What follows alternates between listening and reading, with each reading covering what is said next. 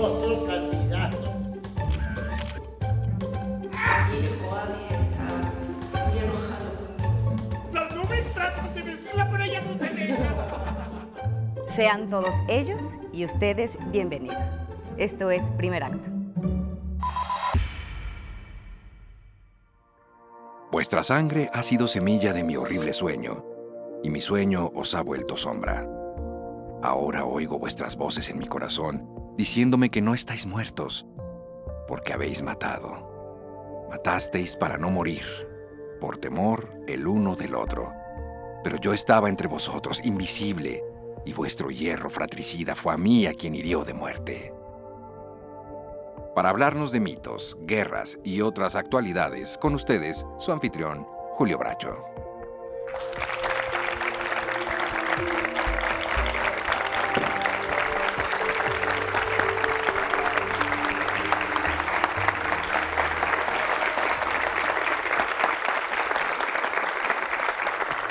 Así como escucharon, habla la Antígona de José Bergamín, que viene de muchas otras voces, desde la Grecia clásica, pasando por la Francia del Rey Sol, hasta la existencialista de Jean Anouilh, o la social de Brecht. Y Antígona es una vez que sigue resonando en nuestro inconsciente colectivo, que clama justicia y al mismo tiempo ofrece piedad y compasión. Hoy tenemos un gran programa. Nos acompaña quien ahora encarna la testaruda, fiel hija y hermana de Edipo, quien interpreta desde la visión de la Guerra Civil Española esta Antígona, es Erika de la Llave. También tenemos en este programa una leyenda del teatro independiente. Ha sido combativa y dispuesta a renunciar a su propio oficio cuando no le encuentra sentido. Ella es Teresa Rábago, la maestra Teresa Rábago. Y está con nosotros uno de los miembros jóvenes de la Compañía Nacional de Teatro, Ana Isabel Esqueira. Entonces, sean ustedes, ellos y todos bienvenidos a Primer Acto. Y vamos a darle la bienvenida a Erika de la Llave, por favor.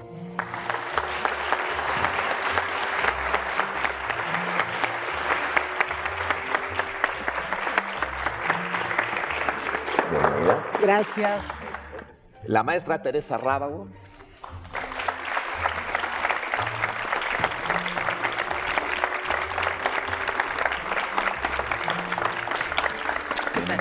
Gracias. Y Ana Isabel Esqueira, por favor.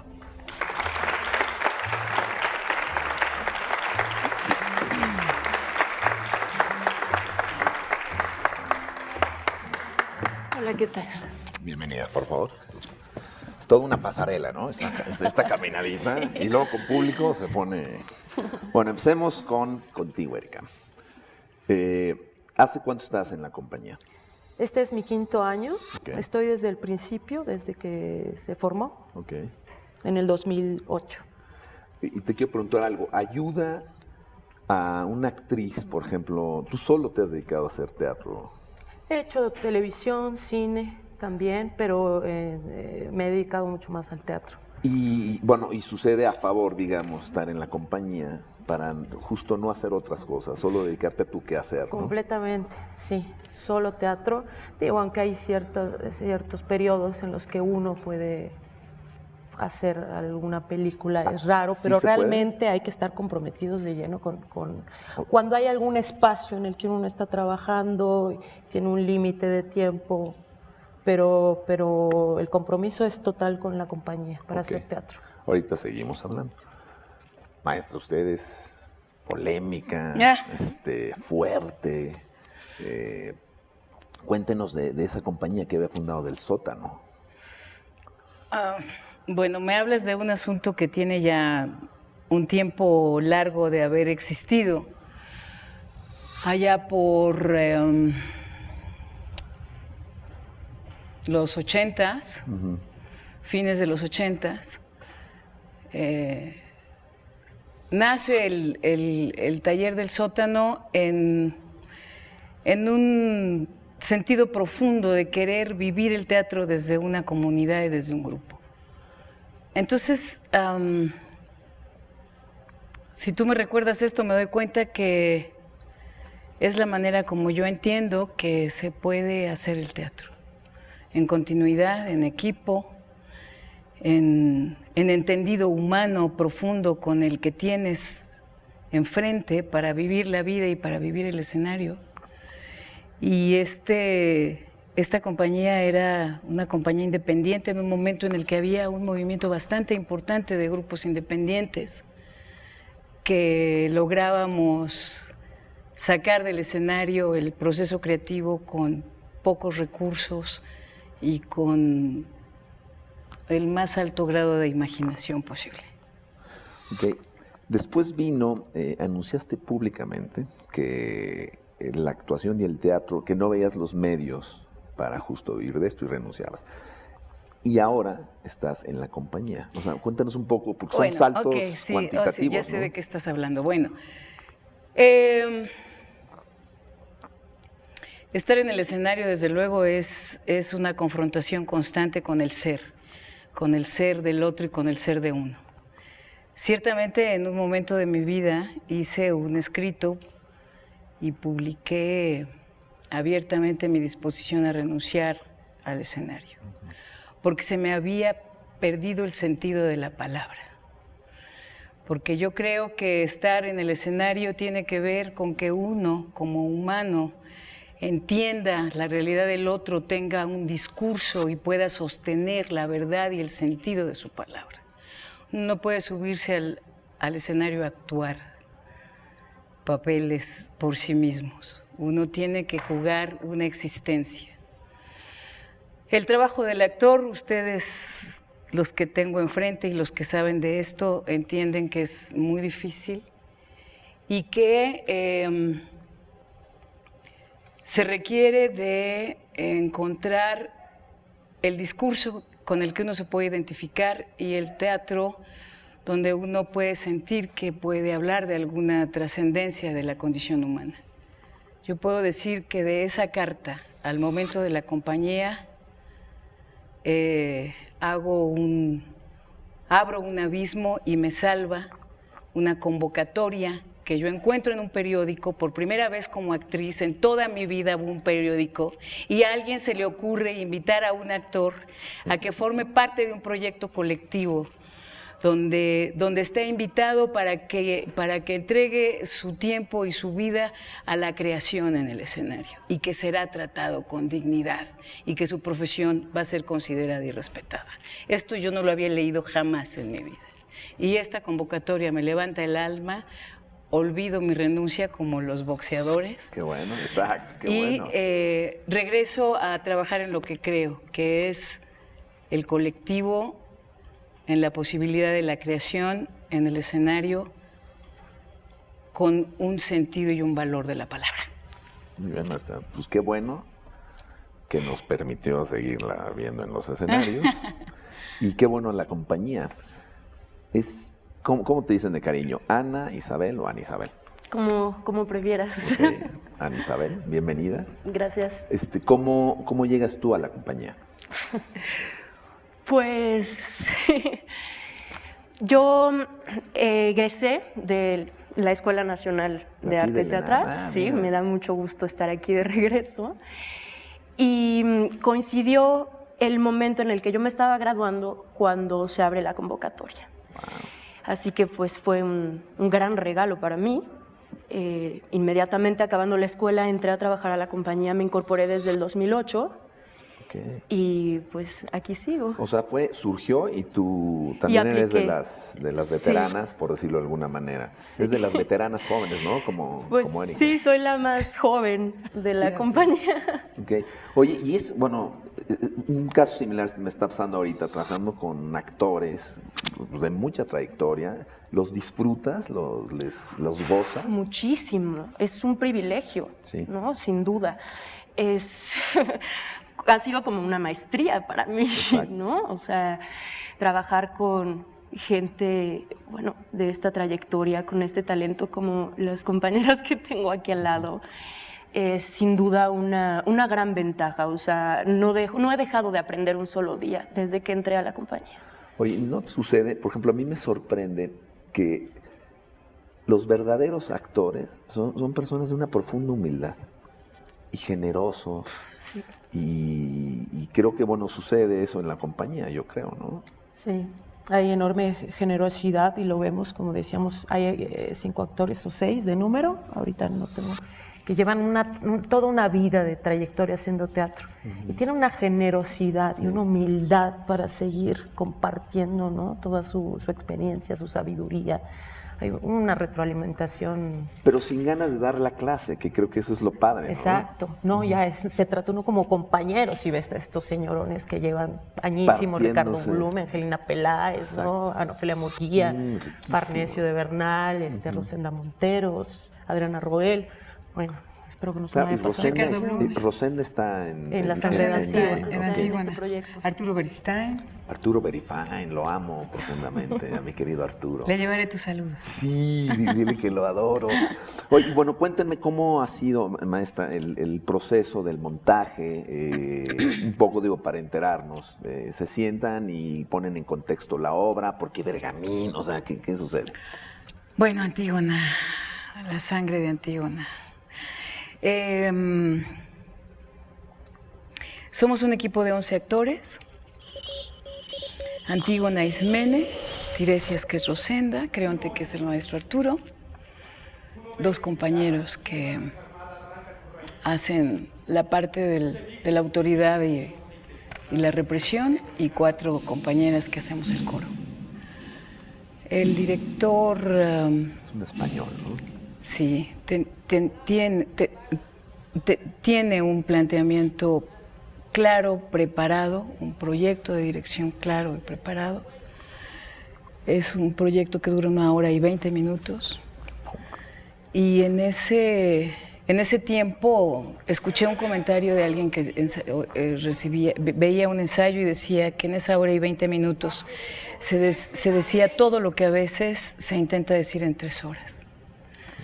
Es un tratamiento de Antígona, una paráfrasis, podríamos entenderla, tratada desde la dimensión de la poesía por el autor, donde Erika, que hace Antígona, lleva la tarea de, yo en mi fondo digo, lo que Antígona podría haber dicho si no se hubiera ahorcado. Ah, muy interesante. Eso es lo que yo escucho. El autor, a propósito del discurso de Antígona, quiere hablar con una gran propiedad en la palabra de lo doloroso que es que sigamos matándonos y creando espacios de guerra y de destrucción. Entonces, brutalmente que no actual. para desde que el mundo es mundo. Brutalmente actual. Brutalmente actual, pero no se intenta que así pareciera. Ah, ok. Es un texto que se puede escuchar con atención y cuando te levantas de la butaca sientes el golpe en el organismo. Muy bien. Vamos a ir a un corte y vamos a regresar con un invitado especial. Y como George Steiner nos dice de los personajes trágicos, son más nobles y cercanos a los oscuros manantiales de la vida que en general de las personas, pero son también seres comunes y corrientes. De otra manera, su caída no sería ejemplar. Esto fue el primer acto de nuestro primer acto. Gracias.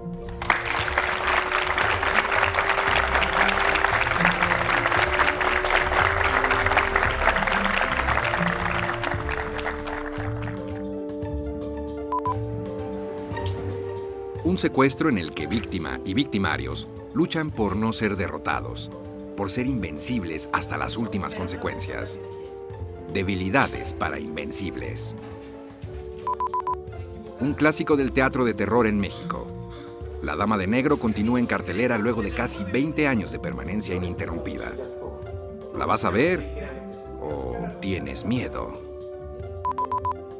Es un solo Ricardo. La compañía de teatro de la penitenciaría del DF y el Foro Shakespeare llevan a los espectadores al interior del reclusorio para presentarles su versión de Ricardo III.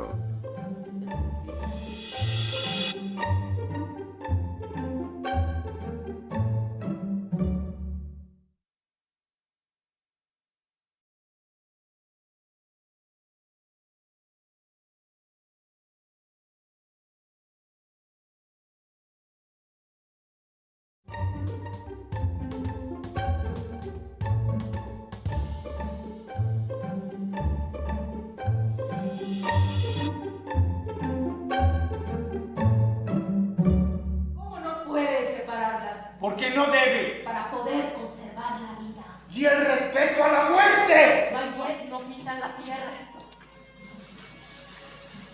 Soy como un cristal transparente. Yo la vi sepultar al muerto que tú mandaste que no se sepultara.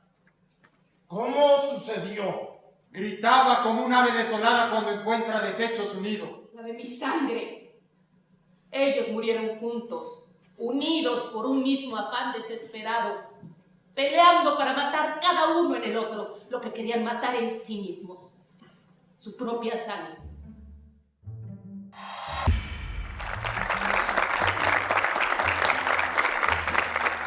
Estamos de regreso en este primer acto y ahora vamos justo a nuestro segundo acto. Y hoy tenemos, en la tercera mirada, tenemos un invitado sumamente especial. Es de lujo. Hoy nos acompaña un director de teatro, es un hombre polémico, fundador de instituciones y ahora director de la Compañía Nacional de Teatro de México. Démosle un fuerte aplauso al maestro de Tavira, por favor.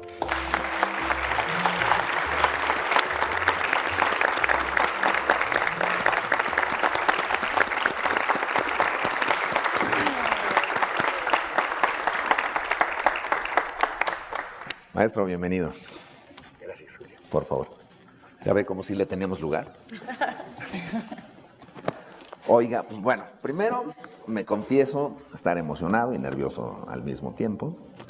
Le digo que quiero mucho a uno de sus hijos, entonces de verdad es un placer tenerlo aquí.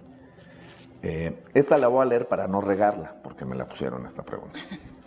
¿Está viva la tragedia o, como plantea Steiner, ya murió y es posible revivirla en estos tiempos? ¿Y por qué Antígona aquí y ahora? Bueno, es una gran pregunta que supondría toda una ponencia.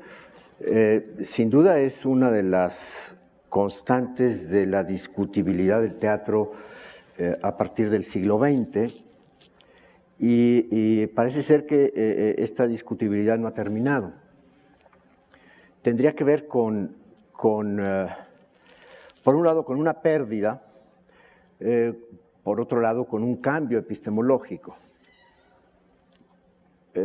Todo empieza en ese texto prodigioso de Nietzsche que reflexiona sobre el origen de la tragedia. Y se lo plantea justo en el momento en el que se está formulando la utopía del teatro del futuro, que ya fuimos nosotros. Ahí Nietzsche habla de que la tragedia desapareció mucho antes de lo que se supone. Es más, acusa a Eurípides de asesino de la tragedia y el cargo que le hace es mató a la tragedia porque se atrevió a subir a las amas de casa a los coturnos. Es decir, se perdió una dimensión en la llegada del racionalismo postsocrático, según Nietzsche. Con lo cual, aventura la posibilidad de recuperación de la dimensión trágica por el camino que va siguiendo la recuperación del arquetipo y el símbolo y el mito en la ópera wagneriana, pero ya sabemos esto a dónde va. Después aparece el naturalismo como oposición al realismo casi agnóstico, sobre todo de Ibsen, en ese proyecto utópico también de Strindberg, que formuló una posible tragedia naturalista, con lo cual estaba formulando un oxímoron. En realidad todo esto es una simiente que va a detonar en la visión prodigiosa de Antonin Artaud para plantearnos la posible recuperación de la tragedia. Sin embargo, la atrocidad histórica del siglo XX nos lleva a la pérdida total de una dimensión trascendente ante el absurdo de la historia, ante la imposibilidad de dar respuesta al ciclo criminal de la historia humana, y entramos sí en la era científica de la posguerra, huérfanos de una visión trascendente. Sin embargo, en ningún momento ha dejado de estar presente el reto de recuperar la dimensión trágica. Hablar de la desaparición de la tragedia es tanto como hablar de la constante sobrevivencia del teatro. Necesitamos la visión trágica. Necesitamos comprendernos en el sentido profundo de lo trágico. Y esto es clarísimo cuando un poeta como José Bergamín, que llega en el exilio después de la atrocidad de la Guerra Civil Española, de la pérdida de todo, de la tierra, de lo propio, de la familia, de los hermanos, en el asesinato brutal de esa guerra, y se ve de pronto en México, curiosamente el día que llega a la Ciudad de México hay un temblor, y entonces dice, ¿a dónde ir que no tiemble? Y aquí reflexiona con esa distancia, reflexiona sobre lo que ha sido aquello. Y entonces acude a las grandes palabras de Sófocles y encuentra en el mito de Antígona justamente el personaje que expresa este sufrimiento, que es más que este dolor, es decir, este clamor por un sentido. Y encuentra la posible respuesta en las grandes palabras de Antígona. Es el personaje que mejor enuncia lo que está sucediendo. Al parecer, ante lo que estamos viviendo hoy en día en el mundo y particularmente en México, ante la atrocidad de un crimen desbocado, ante esta barbarie de sangre imparable, hemos gritado hace unos meses, no más sangre.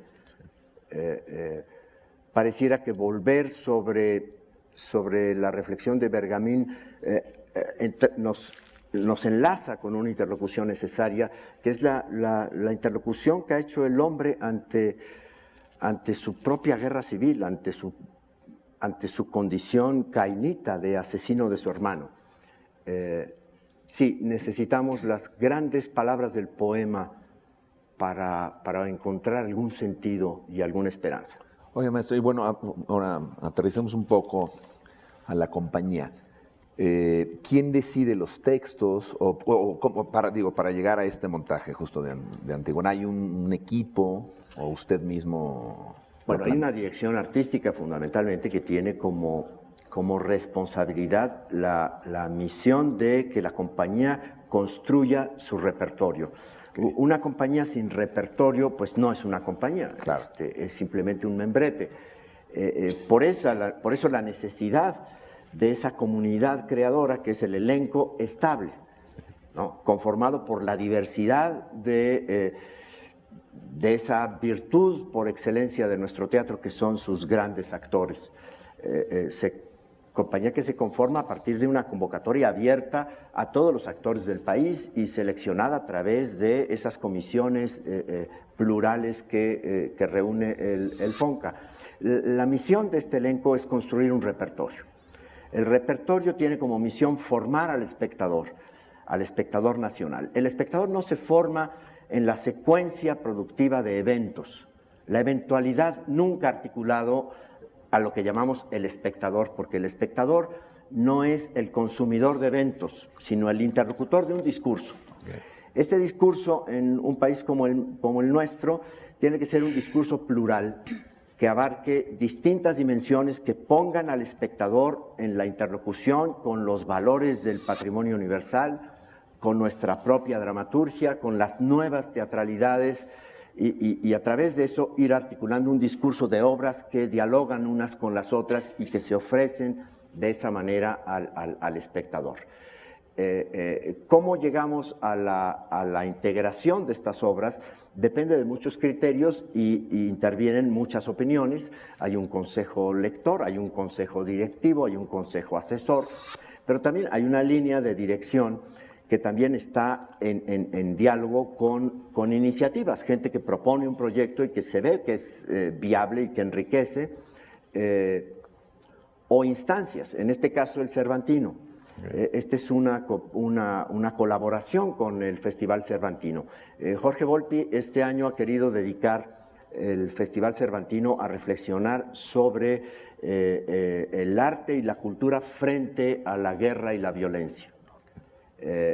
Fue el momento en que vimos enormemente propicio proponer un espectáculo que reúne muchas cosas. Esa reflexión responde a esa reflexión, recupera a un gran poeta que no hemos estrenado en México, que es enormemente controvertible y que es tan mexicano como español y pertenece al ámbito de nuestra cultura, es un gran poeta de la generación del 27,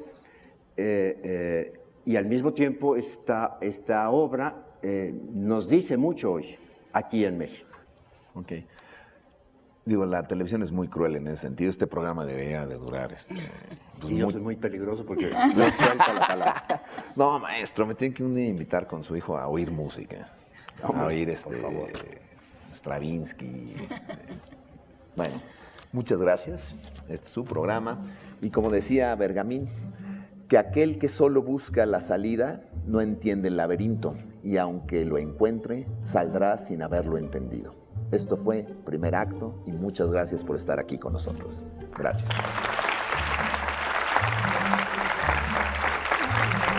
Qué gusto. Qué gusto.